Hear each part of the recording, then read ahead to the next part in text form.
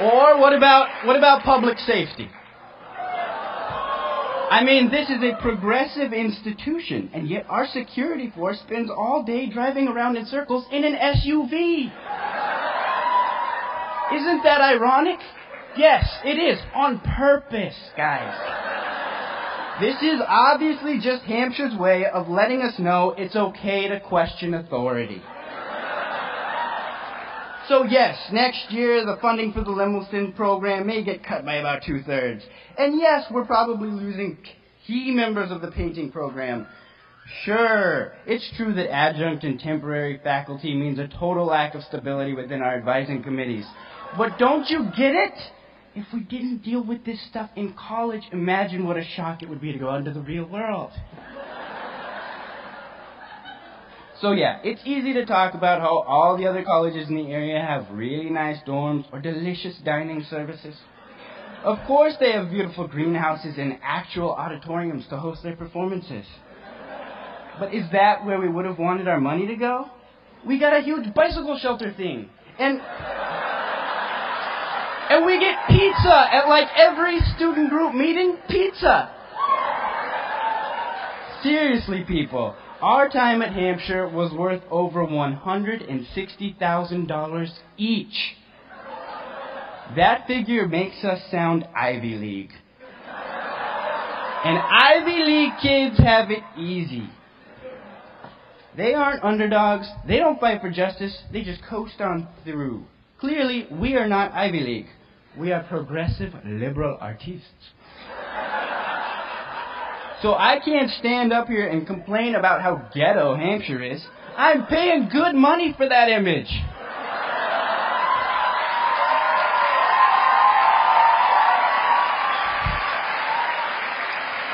To harp on the flaws of an educational institution on the day that I depart from it would be the easy way out. So what am I supposed to say then? I could get serious. God forbid.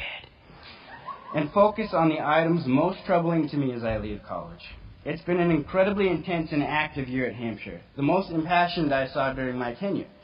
And as I'm sure many of you are aware, this college was forced to face a very controversial issue yet again.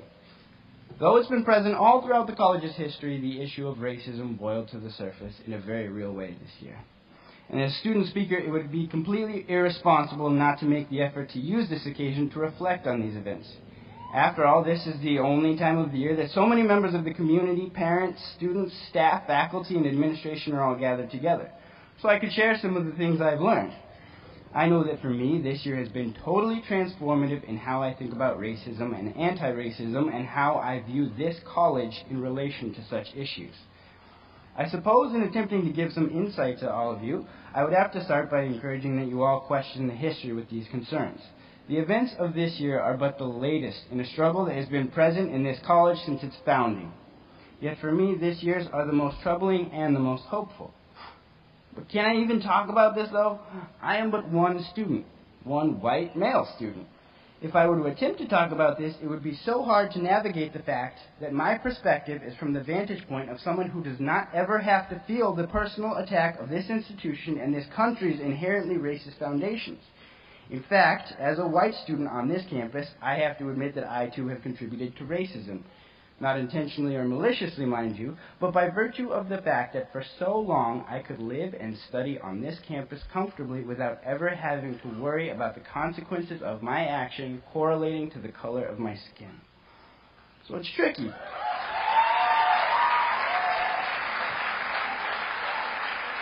As a white student speaker, what is the best way to talk about issues of racism on this campus? Honestly, I have no idea. About a year ago, Ralph Hexter had the idea to put a pebble in his pocket to remind him that racism does exist on this campus. Of course, that is in and of itself a privilege, right? To need a reminder and choose it in the form of something gentle enough to place in a pocket. I could attempt to recount some of the events and circumstances that happened this year at Hampshire that clued me into the fact that this community has consistently failed to properly address the issues. Not once, but twice this year, nooses were hung on this campus, in October and in March. After months of hard work, several dozen students staged a wonderful show in celebration of Black History Month, only to find that it seemed no white faculty or administration bothered to attend. Examples like that have compiled more and more throughout a long history, and the result was that this year, yet again, students of this college demanded that Hampshire work to be actively anti-racist. In March, Action Awareness Week took place. This week-long effort, organized by members of the student group SOURCE, students of underrepresented cultures and ethnicities, and other allied students, hosted events and demonstrations centered around a set of demands put forward by SOURCE. These 17 demands address the fact that students of color and international students consistently feel oppressed by the overwhelmingly white student body, the lack of efforts to include more safe spaces for students of color, the lack of cultural diversity within the classroom and divisional requirements, and the truth that across the board, Hampshire College is an institution of education and living where white and American community members can feel safe to do and say what they please with tremendous freedom, while the rest of the community may not. Action Awareness Week was highly controversial, and it forced the entire campus to engage with racism and anti-racism. This left many people feeling very uncomfortable and annoyed that suddenly privilege was being labeled and scrutinized.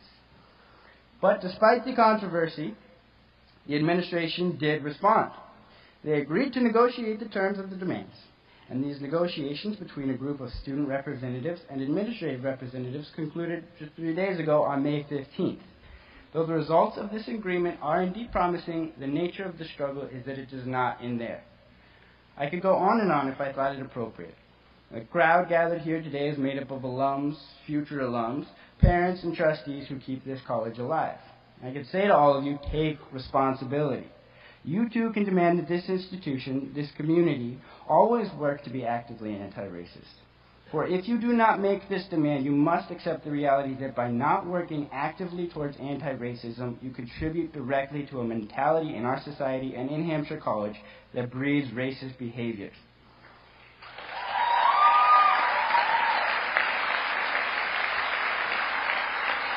Remember, these demands have been ignored before. More than that, remember that as we graduate, the issue does not. It will remain at Hampshire just as it will remain in the rest of America.